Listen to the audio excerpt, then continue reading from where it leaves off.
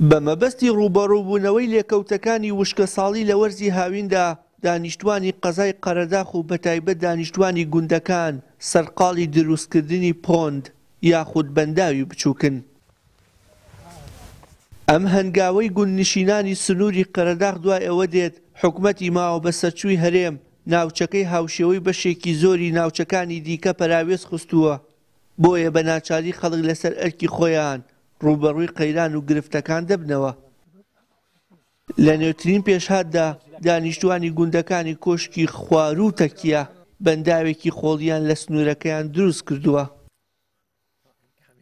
ئێمە کە هەڵسای بە دروستکردنی ئەم بەنداوە بە خەڵکی دێکە و ئەم دیانەی دەوروپشتمان تەرکیە و بەلەودار و بەردێ و سێوسێنان و ئەسێڵی سەر و چەمیسمۆن و قەرەداخ و ئەم دیانەی دەوروپشتمان و خێرخوازان ئەم بەنداوەمان دروست کرد. لەم سنوورە ئاو نەبوو. ئەم بەنداوە کە دروستکراوە بۆ تەیروتور و حیوانی کێوی و ماڵی و هینی هیچ کەسێ نییە، هیچ کەسێ یعنی خۆی کا بە خاوەنی. کۆمەڵی خەڵکی زۆر بە هەموو شێوەیە هاوکاریان کردووە، هەیە 1000 لیتر گازی ناردووە، هەیە 2000 لیتر گازی ناردووە، هەیە پارەی ناردووە، هیچ کەسێک ناوی هیچ کەسێک نایەنین بۆ ئەوەی کۆمەڵی خەڵکی بەشداری کردووە حەز ناکەن ناویان بێنین. ئیشەکە ئیشێکی خێریە. ئەم ئیشە هیچ کەس و لایەنێک ناتوانێت تەسەڕوفی پێوە بکە وەکو تاکە شەخص.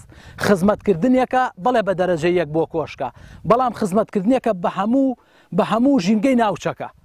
ناوچەکە زۆر بێ ئاوە. ئەنجا ئەم جۆرە بربەستە، ئەم جۆرە گلدانەوەی ئاوە زۆر زەرورە بۆ ناوچەکەی ئێمە و قەرەداغ بەگشتی. تێچووی بەنداوی گوڵ و خۆڵ لە $3000 بۆ $10,000 دەست پێ دەکات و قایمقامی قەرەداغی جگە لە دەستخۆشی ناتوانێت هیچ بەڵێنێکی هاوکاری مادی بە دانیشتوانی ئەو گوندانە بدات.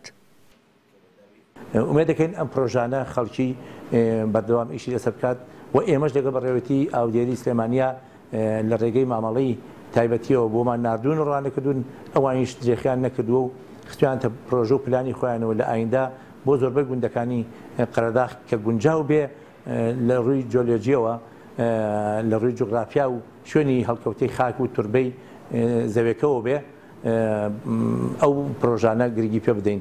لەوانە خۆشبەختانە لە 2022-23 بۆ گوندەکانی جافران، بۆ گوندی سەرکۆ، گۆشان، بۆ تەکێ، بەلەکجار لە ناو قەزای قەراخە، ئەمانە هەمووی مامەڵەیان لای بەڕێوەتی بەنداوەکان لە بەڕێوەتی ئاودێری سلێمانیە هەیە.